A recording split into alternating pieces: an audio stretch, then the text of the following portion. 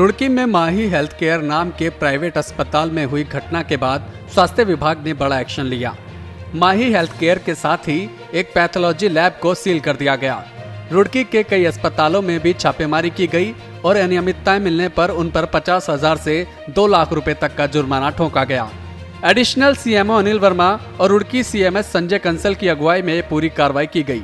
बता दें कि माही हेल्थ केयर अस्पताल में एक महिला की बच्चे को जन्म देने के बाद मौत हो गई थी। परिजनों ने कहा कि डॉक्टरों ने इलाज में लापरवाही बरती और फिर पूरा स्टाफ फरार हो गया। बार बार कहने के बावजूद भी महिला को डिस्चार्ज नहीं किया गया। गुस्साए परिजनों ने अस्पताल में जमकर हंगामा और तोड़फोड़ भी की थी। मालूम है कि एक माही अस्पताल में जो कल एक कैजुअलिटी हुई है, उसको हम लोग निरीक्षण करने आए थे, वो बंद पाया गया और उसका जो ओनर है वो भी फरार है। वहाँ निरीक्षण किया, उसके बावजूद फिर हमने ग्लोबल हॉस्पिटल को देखा, वहाँ पे कोई डॉक्टर नहीं मिला, उसको हमने बंद किया है। डायमंड हॉस्पिटल पे हम 2 लाख की जुर्माना लगाया और मेडविन पे जुर्माना लगाया। उसके बाद एक लैब थी वहाँ पे, एक दूसरी लैब है हमारे डॉक्टर जगदीश कुमार करके एक लैब है ईदगाह रोड पे, उस पर हमने जुर्माना लगाया और 4 हॉस्पिटल में हमने जुर्माना लगाया। ऋषिकेश एम्स ने सिर्फ 30 मिनट में आसमान से दवा पहुंचा दी चंबा। ड्रोन मेडिकल सेवा के जरिए एम्स के हेलीपैड से 10 किलोग्राम का पेलोड टिहरी से चंबा ब्लॉक में भेजा गया। इस पेलोड में हाई बीपी और डायबिटीज की दवाएं शामिल थी। 33 किलोमीटर की हवाई दूरी और 5,600 फीट से ज्यादा की ऊंचाई पर स्थित चंबा ब्लॉक तक पहुंचने में ड्रोन को सिर्फ 30 मिनट का समय लगा। ड्रोन संचालन टीम ने चंबा ब्लॉक स्थित स्कूल के मैदान में मौजूद स्वास्थ्य विभाग के स्टाफ को दवाओं की डिलीवरी कराई। हल्द्वानी से चौंकाने वाली खबर आई है। यहाँ ई रिक्शा चालक सरकार को हर महीने लाखों रुपए का चूना लगा रहे हैं। जिले में हर महीने ई रिक्शा की संख्या बढ़ती जा रही है, लेकिन ई रिक्शा चार्ज करने की कोई व्यवस्था नहीं है, जिसके चलते ई रिक्शा चालक कमर्शियल के बजाय घरेलू बिजली कनेक्शन से ही अपने ई रिक्शा चार्ज कर रहे हैं। इस तरह बिजली विभाग को हर महीने लाखों रुपए का चूना लगाया जा रहा है। इसके बावजूद भी बिजली विभाग कोई कार्रवाई नहीं कर रहा है। जब इस मामले को लेकर संभागीय परिवहन अधिकारी से सवाल हुआ तो उन्होंने कहा कि शासन स्तर पर शहर में इलेक्ट्रिक चार्जिंग लगाने का प्रस्ताव है। गढ़वाल मंडल में कुछ जगहों पर चार्जिंग स्टेशन बनाए गए हैं, जबकि कुमाऊं मंडल में इलेक्ट्रिक व्हीकल के लिए चार्जिंग स्टेशन बनाया जाना प्रस्तावित है। वहीं बिजली विभाग के अधिकारी इस पर गोलमोल जवाब देते हुए नजर आए। इसमें अभी हमारे परिवहन आयुक्त कार्यालय द्वारा इसमें गढ़वाल मंडल में कार्रवाई की जा रही है और कुमाऊं मंडल के लिए भी जो इलेक्ट्रिक व्हीकल के चार्जिंग स्टेशन हैं उनके लिए जगह चिन्हित की जा रही है। और ई रिक्शा या छोटे व्हीकल्स की अगर हम बात करें तो ई रिक्शा जैसे कमर्शियल प्रयोग में लाए जा रहे हैं, तो इनका घरेलू बिजली से उपयोग करना विधि सम्मत नहीं है। और जब चार्जिंग स्टेशन लग जाएंगे या अभी कहीं जगह शायद लग भी गए हैं, तो वहाँ पर इनको चार्जिंग जो है करना है। उत्तराखंड में सशक्त भू कानून को लेकर दिए गए सीएम के बयान के बाद सियासत शुरू हो गई है। इस मुद्दे पर कांग्रेस ने बीजेपी सरकार को घेरना शुरू कर दिया है।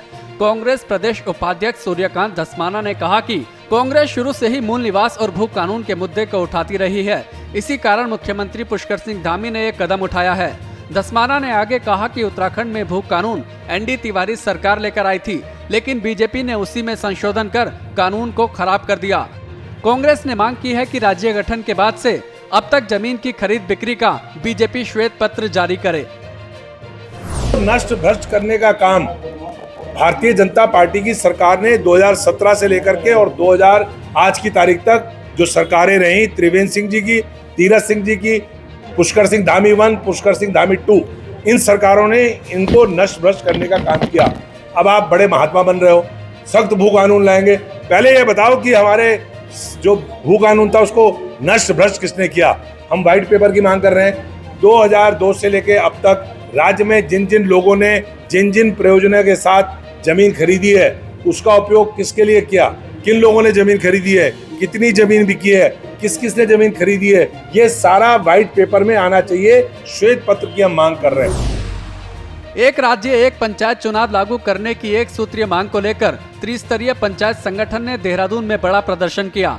संगठन से जुड़े सैकड़ों पंचायत प्रतिनिधियों ने मुख्यमंत्री आवास का कूच किया।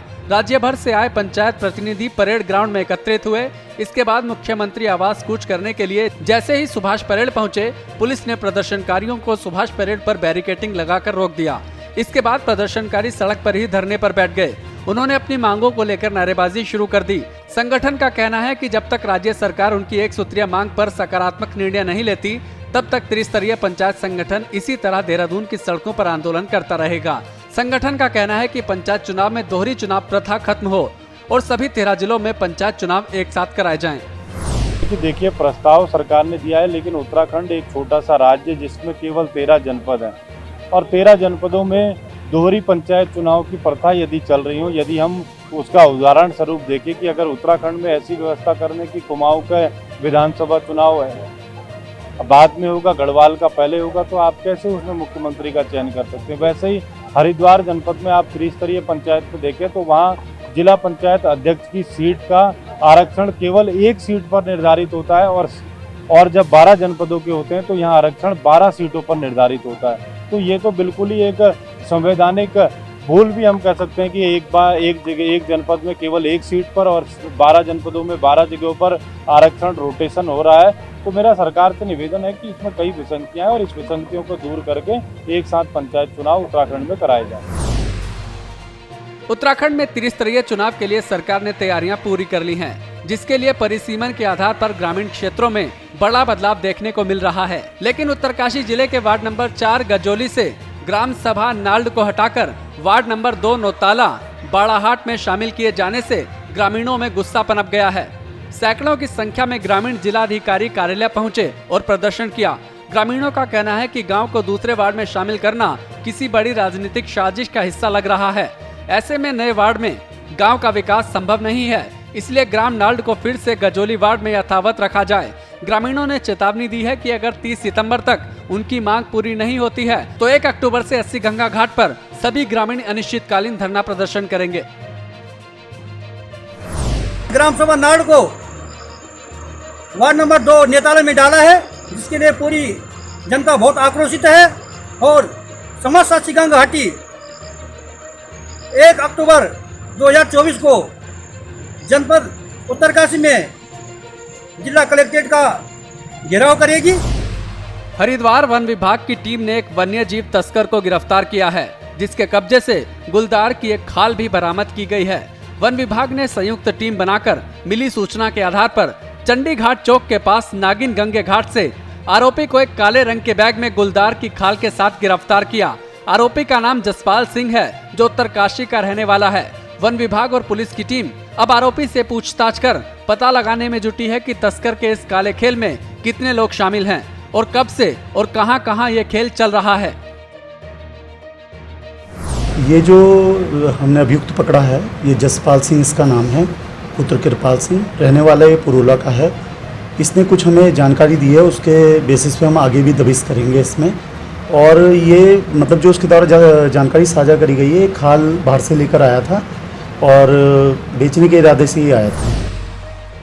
रुद्रप्रयाग जिले से अहम खबर है।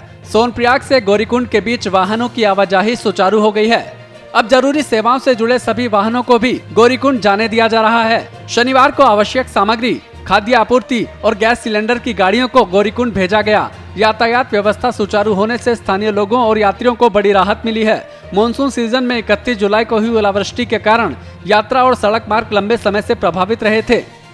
सोनप्रयाग से गौरीकुंड के बीच कई स्थानों पर सड़क मार्ग वॉश आउट हो गया था, जिसके बाद से वाहनों की आवाजाही बंद पड़ी थी। भारतीय सेना की 35 सदस्यों की टीम ने माउंट मुकुट पर सफलतापूर्वक चढ़ाई की और वहां तिरंगा लहरा दिया।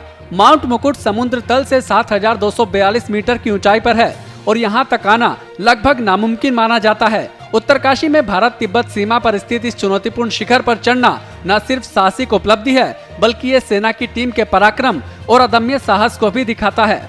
माउंट मुकुट तक पहुंचने वाले 35 सदस्यों में अलग अलग यूनिट के सेना के जवान हैं। इन 35 सदस्यों में उत्तरकाशी के बयाण गांव के धर्मेंद्र राणा भी हैं, जो गढ़वाल एस्कॉर्ट के जवान हैं। धर्मेंद्र राणा के माता पिता अपने बेटे पर गर्व कर रहे हैं। राज्य के विकास के लिए धामी सरकार उत्तराखंड प्रवासियों से सहयोग लेने पर जोर दे रही है।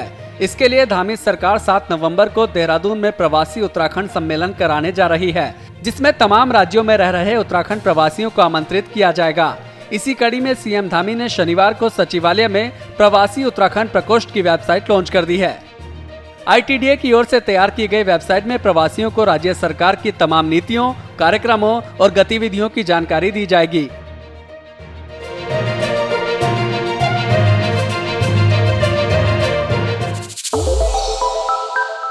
श्रेष्ठ उत्तराखंड पर खबरों से जुड़े रहने के लिए चैनल को सब्सक्राइब और लाइक करें, बेल आइकन दबाएं और देखते रहें श्रेष्ठ उत्तराखंड।